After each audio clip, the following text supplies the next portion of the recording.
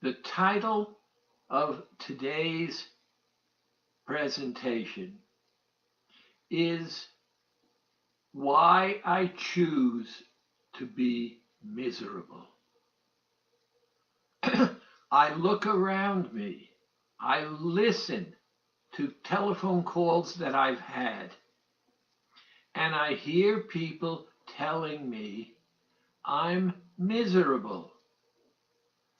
I understand I lost 6 pounds this week, but I'm miserable.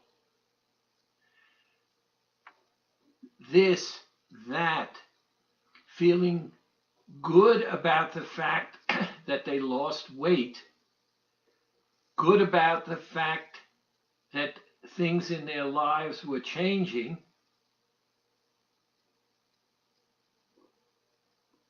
but not accepting that the issue of control was critical. Now, very simply, you can control your behavior, but you cannot control your thoughts, and you cannot control your feelings. Now, my boss will not talk to me. I feel terrible. And I go to my desk and I sit down and I think about the fact that my boss will not talk to me. I'm not fully sure why he won't talk to me, but I see it as a bad thing. Does it have to be a bad thing? No. It could be that something is going on and he wants to know whether I'm paying attention to him, and he wants me to approach him and say, "Hey, boss, what's going on?" Instead, I sit at my desk and I think about what is he going to do next. It's very rational, not necessarily reasonable, because I've been working for him for 10 years, and he has in the past been upset with me or angry with me. He wanted my help sometimes. We've had discussions. I'm, as I say, an employee for 10 years, and now he won't talk to me, and I am beginning to think all of the negative kinds of thoughts that I can come up with. My girlfriend left me. We're no longer together. Now, why did my girlfriend leave me? I'm not sure. I could speculate, but she left without telling me why she was leaving. So I'm left with all of the kinds of thoughts and feelings generated by the fact that she left me. I feel lonely. And so I think this is her way of punishing me. And I feel terrible. The opposite could actually be true. That it was a good thing that she left me, because of the fact that since I do not fully understand why she left, there was nothing I could do to change if that was something that she wanted. I had no idea how I could change to better enable that relationship to prosper. I told you weeks ago about driving in the car with my daughter in our development, and a boy down the road was on his bicycle coming towards us. He must have hit a rock or something because he suddenly, for no reason that I could see, he fell off his bicycle. I was coming closer and I looked at my daughter. My daughter looked at me.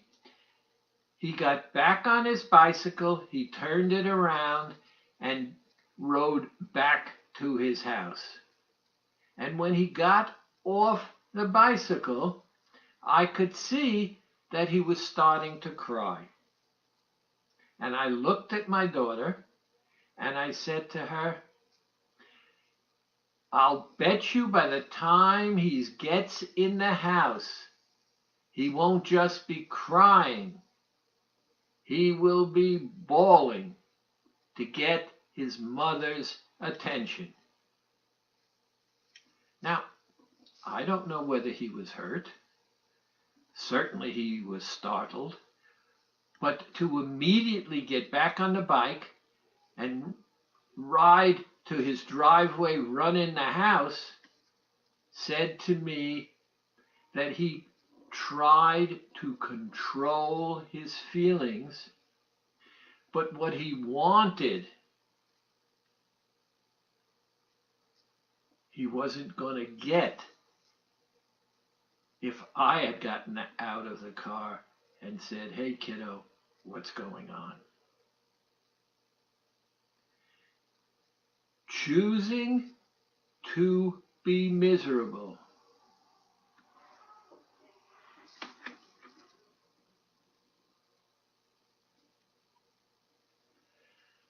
I see some questions coming up. I will be answering them. So hang on, and before we go, I will answer your questions. So I appreciate if you stay by and listen in, because first, I believe my job is to try to educate you so that your experience with AccuWeight is not just losing weight, because you're not going to be able to keep it off or be happy unless you've created a lifestyle that suits you. Remember, the key to all diets: we're limiting the calories that you can take in, and we're cannibalizing your body. I can't think of very many people who are not masochists who want to go through that kind of experience. But I also cannot imagine the people who lose the weight and gain the weight and lose the weight and gain the weight and are happy with the fact that they know what's going to happen because nothing has changed. Now, the key here is to understand that power and being in control are critical factors. I told you the story weeks ago of when Route 684 in New York had just opened, and I was egged on by my friends who were in the car with me because the road, 5 lanes, was empty. And they were egging me on, go faster, faster, faster, faster. When I saw up ahead of me flashing lights, I started to try to slow down by hitting the brakes. But in those days, they did not have the same kind of braking systems they have now. And my brakes did not catch. Slowly, slowly, slowly, the car with us in it was slowing down. And we saw there had been a terrible accident up ahead. And we were barreling down the road. And I felt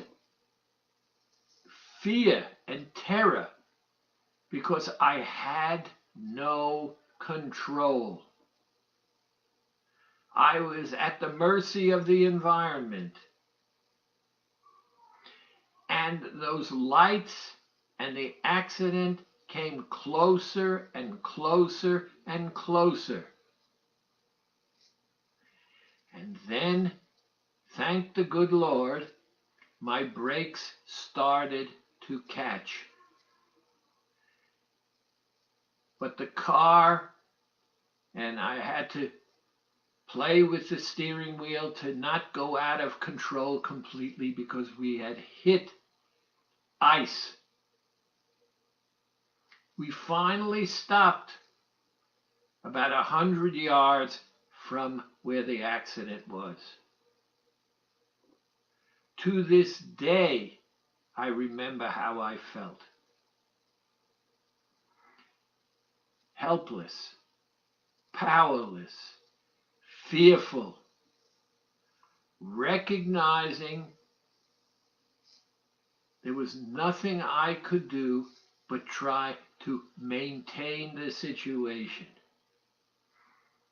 The interesting thing is, my friends who were egging me on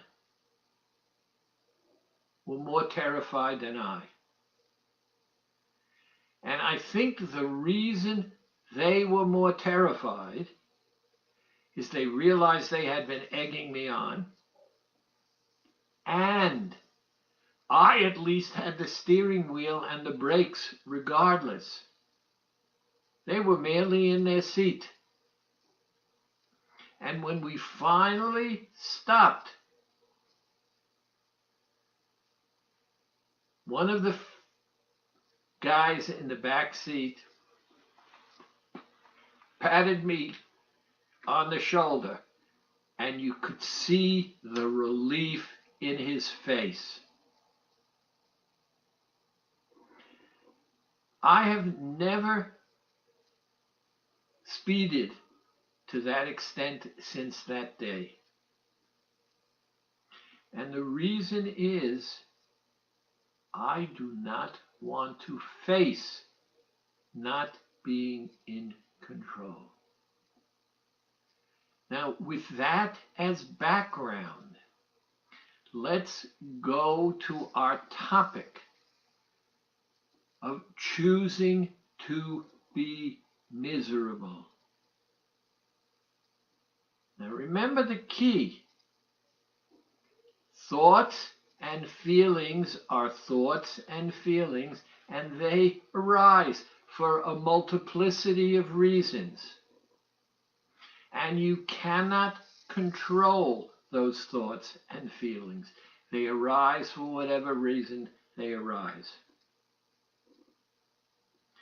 You can, however, control how you deal with them. Now, let's go back to my example. My girlfriend has left me. Now, if I stop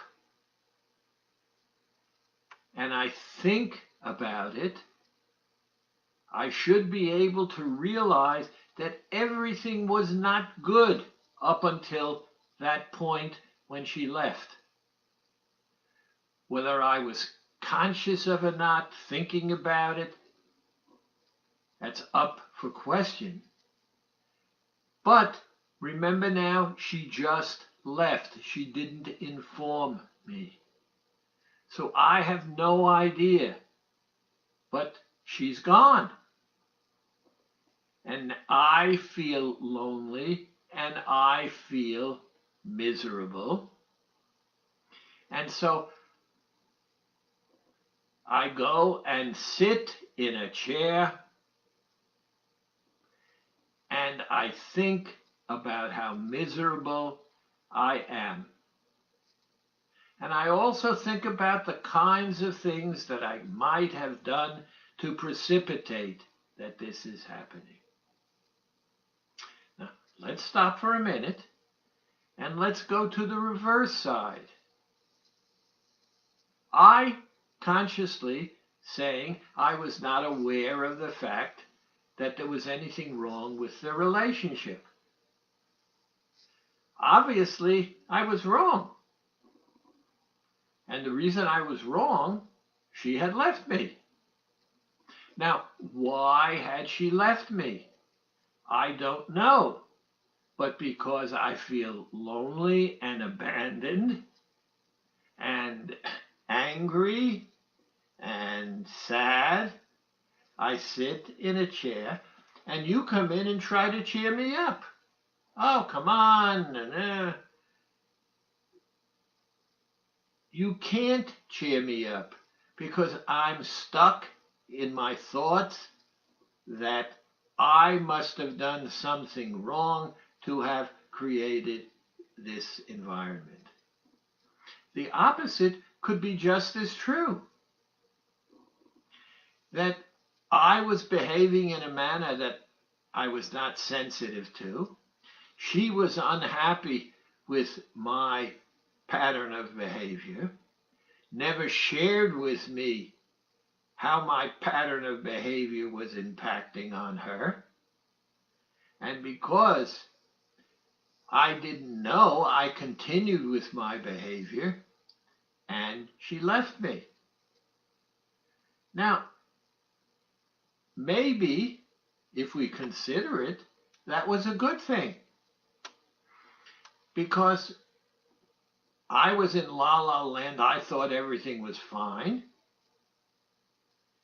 And because I thought everything was fine, I had no opportunity or thought to change or alter my behavior.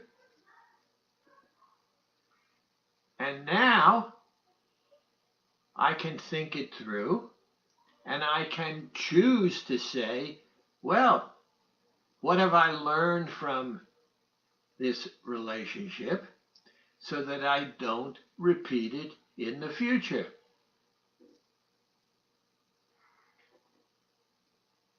The same goes for this weight loss program.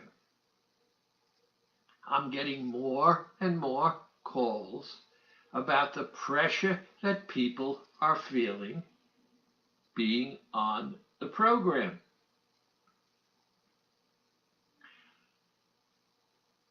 Simple questions,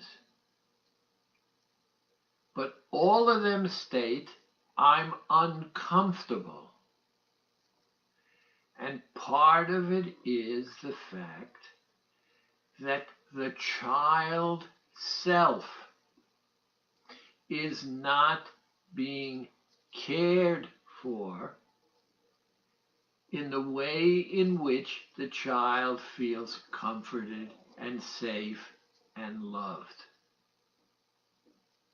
But if we have taken care of ourselves, and that's rule number one, I am the most important person in my life.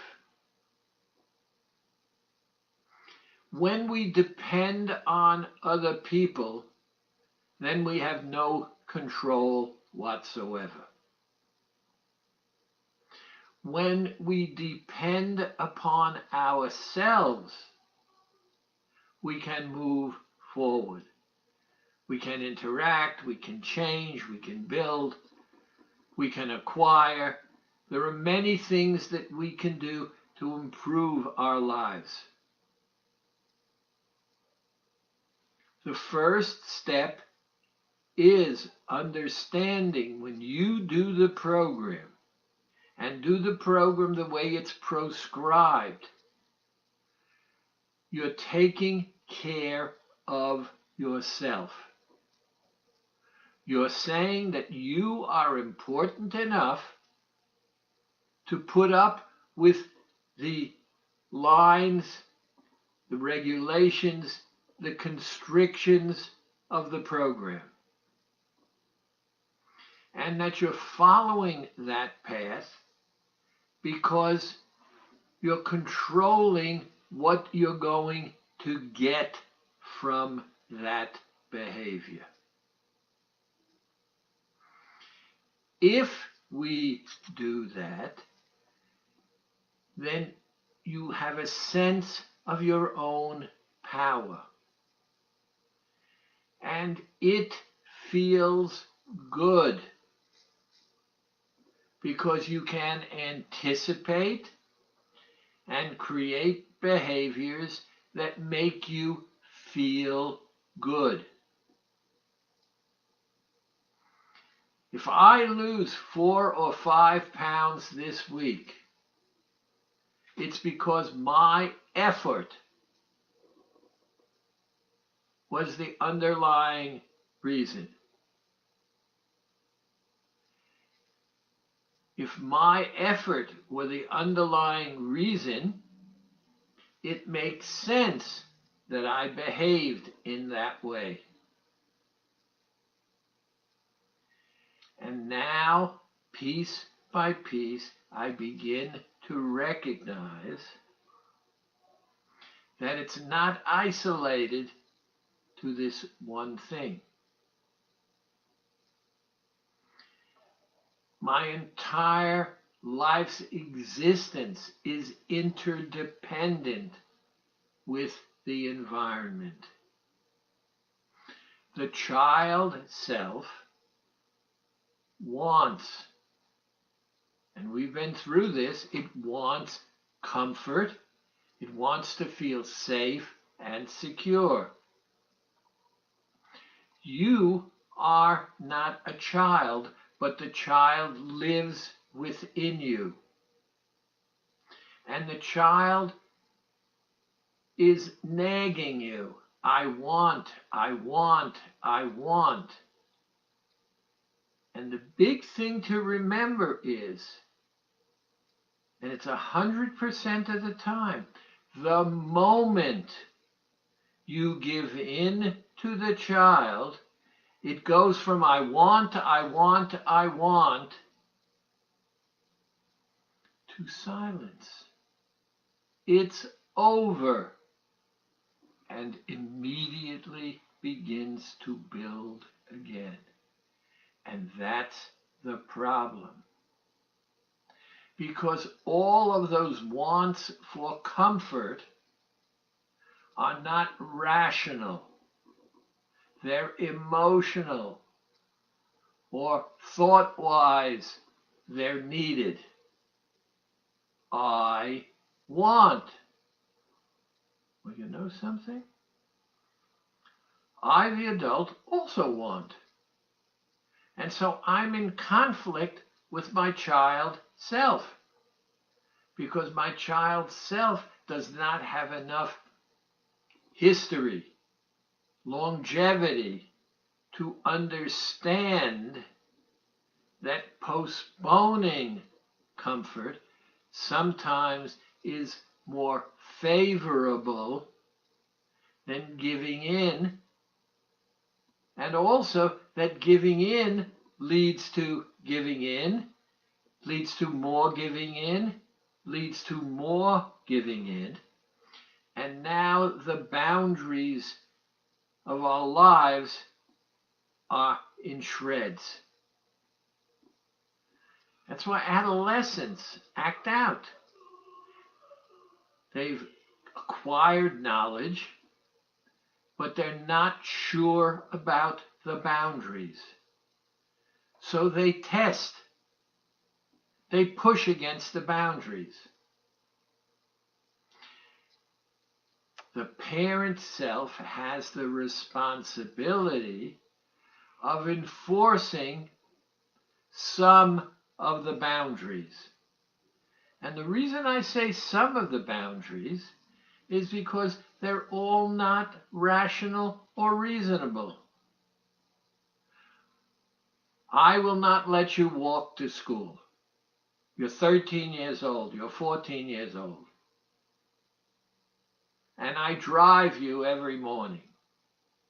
And the reason I drive you is I have anxiety of you going from here to school and back again. So it's not necessarily rational. It's to deal with my fear. Now, my fear can begin to overpower you. And now you're not only not going to school by yourself, but there's a thrift store right around the block, and you're not going out and going into the store because something would happen. Because you've incorporated my fears and intermingled them with yours. The key then is this. I have given you structures. I have given you the magic protocol.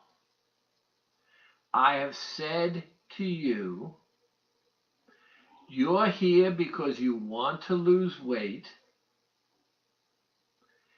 and think of it as something positive. Why do you want to lose weight? What are you going to get out of it? What is the end game? What is your goal? The moment you say, I want to lose weight, judgment should be gone. You have every right to say, this is what I want. Now, the moment you accept the truth of that statement, then we can talk to the child self. It was my wife's birthday today, and my granddaughter said to me, because I had gotten some kisses for my wife, Grandpa, could I have a kiss? And I said, it's Grandma's birthday, so you can have two. And she was excited and happy.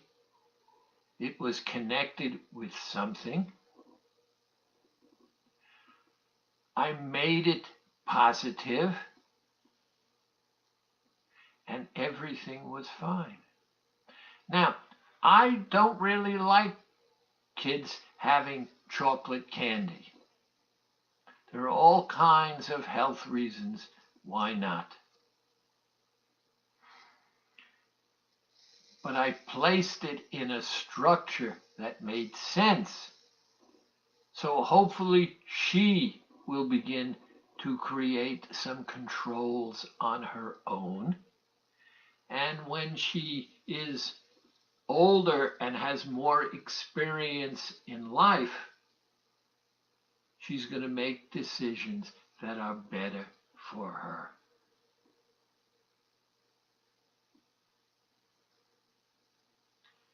AccuWeight Loss is a limited time program.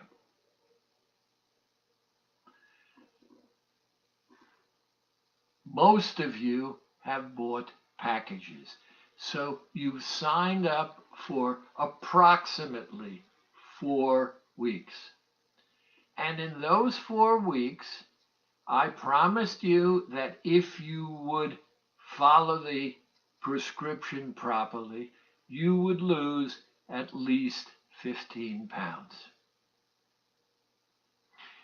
But some of you feel deprived. Some of you want, I want, like the child wants. The moment you, in a sensible way, take control, and that's why the magic protocol, and that's why the breathing. The moment you take control and maintain control for several weeks,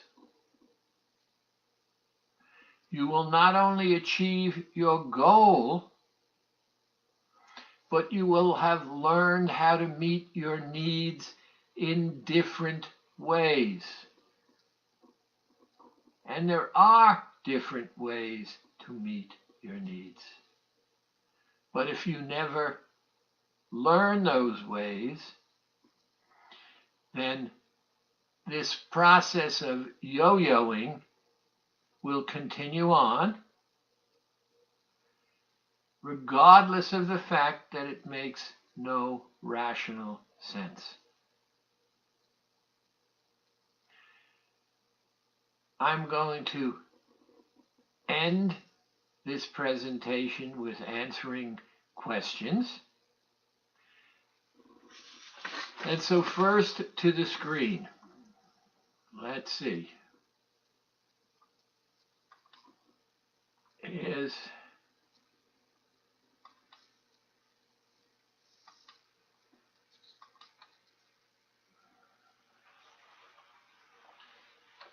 Here's my glasses.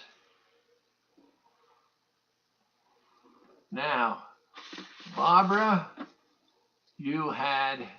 I have a question for you.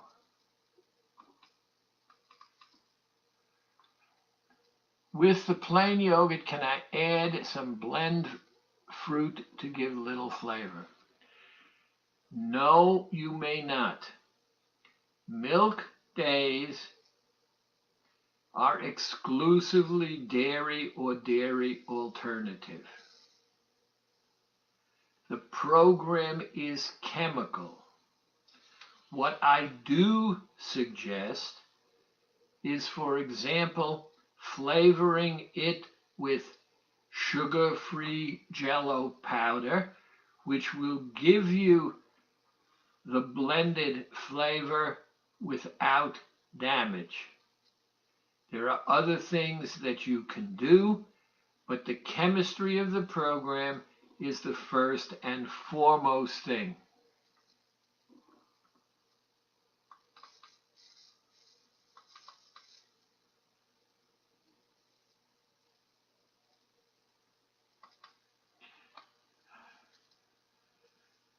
Next question here. Are eggs allowed at any time? There are special times when I do recommend an egg, and those have to do with special personal circumstances. So call me directly so that we can explore the rationale and reason for you wanting to do that. Okay. Question number 1. What can I do? I am good all day on a milk day, and I get to 7 p.m. and feel famished. There are 2 things involved. Number 1, you can live for food for weeks without food. You can only live for days without water.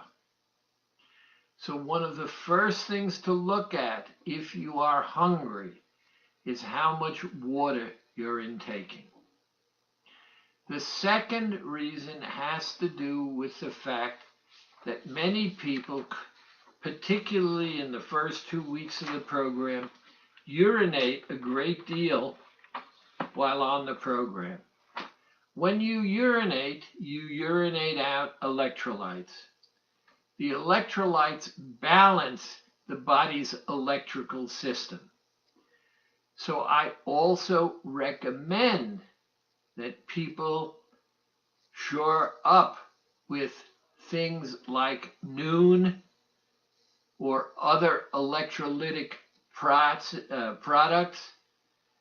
So if you drink enough water and you use electrolytes, that problem should not be there. Question number 2. Can I massage my beads a few more times within the odd hour? You can never overdo massaging the beads. You can only underdo. They will not wear out. And the beads have a very specific purpose. Number 1, by stimulating the hypothalamus, hunger is reduced and goes away. But the massage also prevents your brain from counting calories. If your brain cannot count calories, your body does not go into starvation mode, and your body instead converts some of your fat to glycogen, which you use for energy. Is there something I can eat that is crunchy on a milk day? I crave crunchy foods. I can only tell you about me. I sometimes have that thought, and one of the things that I've done is I take the sugar-free candies and I put them in a cellophane, and I take a hammer and mix them in with the yogurt. The pieces are small enough so they don't create a problem, but when I chew down, they're not strong enough so they break. They give me the crunchy feeling, and for me, that resolves the problem. Are artichokes allowed on a veggie day? In and of themselves, artichokes are absolutely okay. In fact, they're wonderful in terms of the oil that's in them, and depending upon how you flavor them, they are terrific. They are, however, to be counted as part of your 1.5 pounds. Can I use salt and pepper on a veggie day?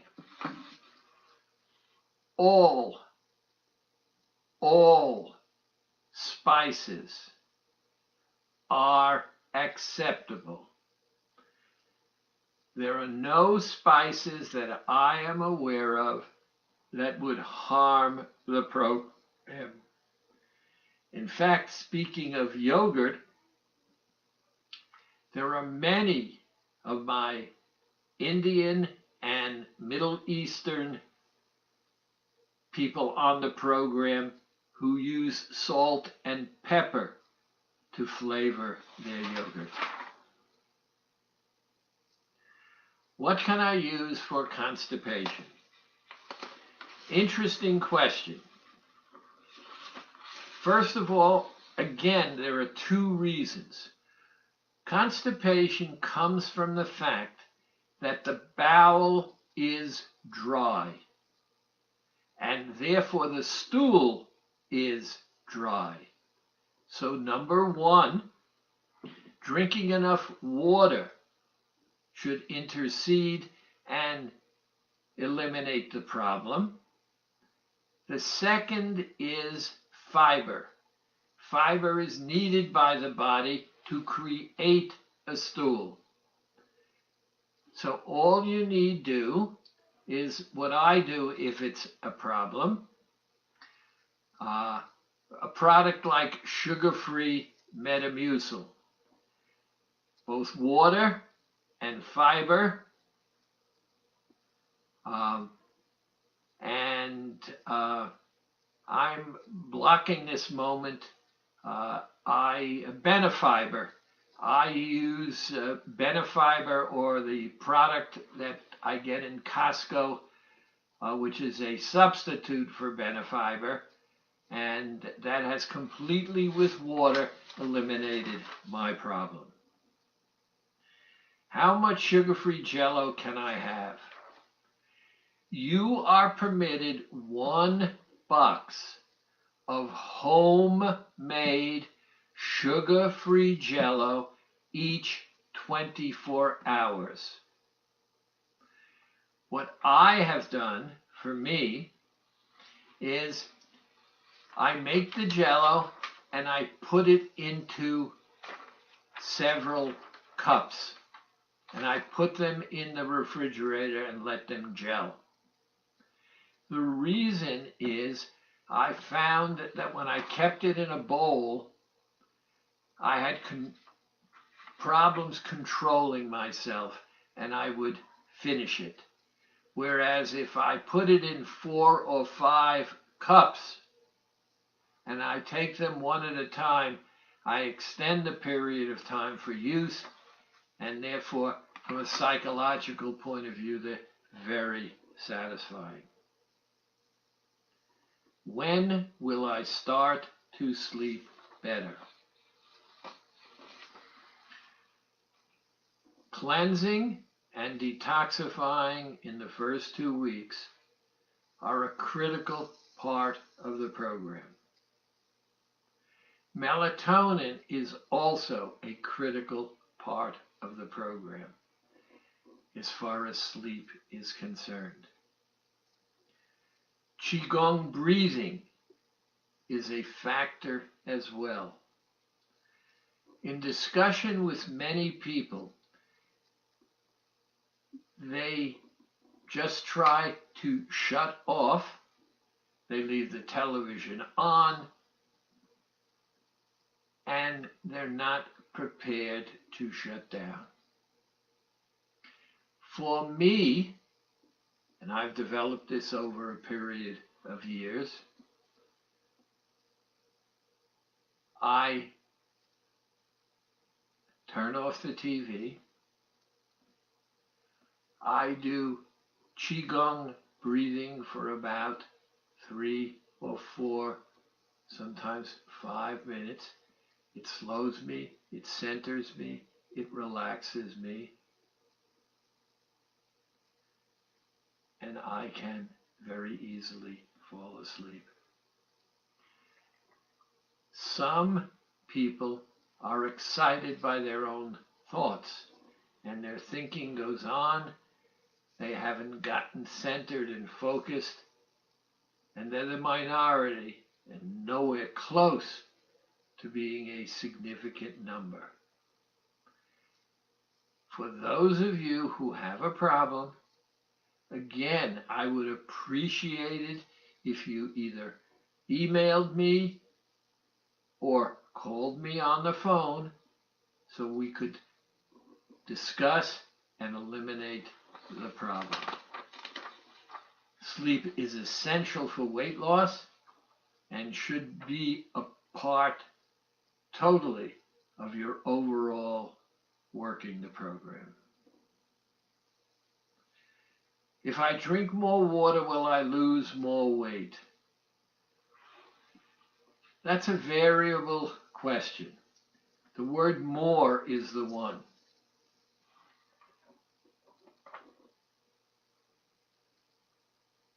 Stool is made from fiber and waste in the body.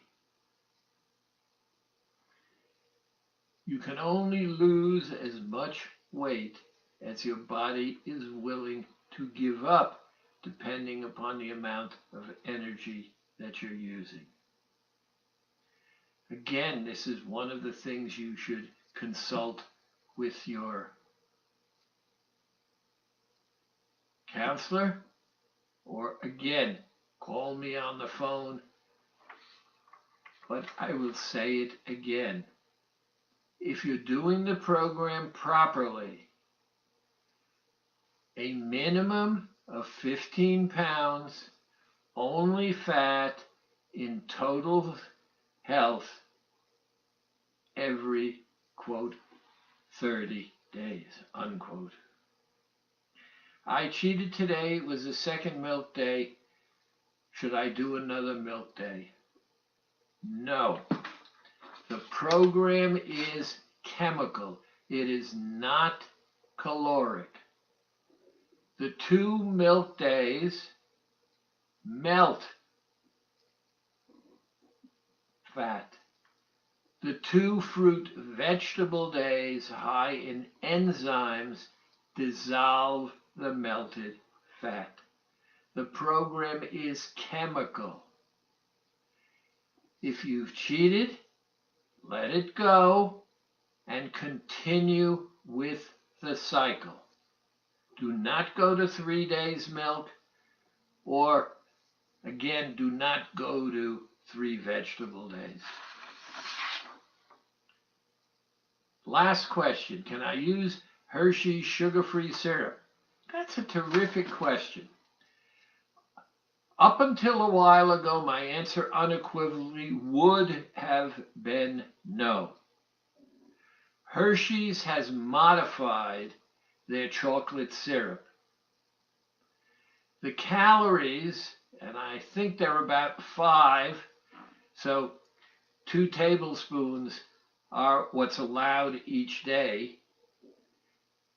The calories in the Hershey's sugar-free come from the erythritol that is part of the sweetening package that Hershey uses.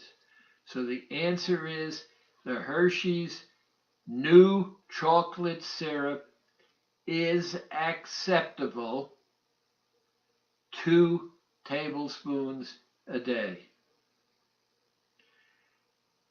I want to thank you for tuning in. I hope that I've focused you. I can be reached at 201-483-9400 or Dr. S, DRS, at AccuWeight.com. The only foolish question that I have ever heard was when I couldn't hear the question. If you do not know the answer, it cannot be a foolish question. And it's always irked me that I would hear someone say, that's a foolish question. The only reason it's foolish is the person who responded doesn't really care to help and educate you. I hope you've benefited from me today. Dr. S at AccuWeight.com, 201-483-9400. Stay well.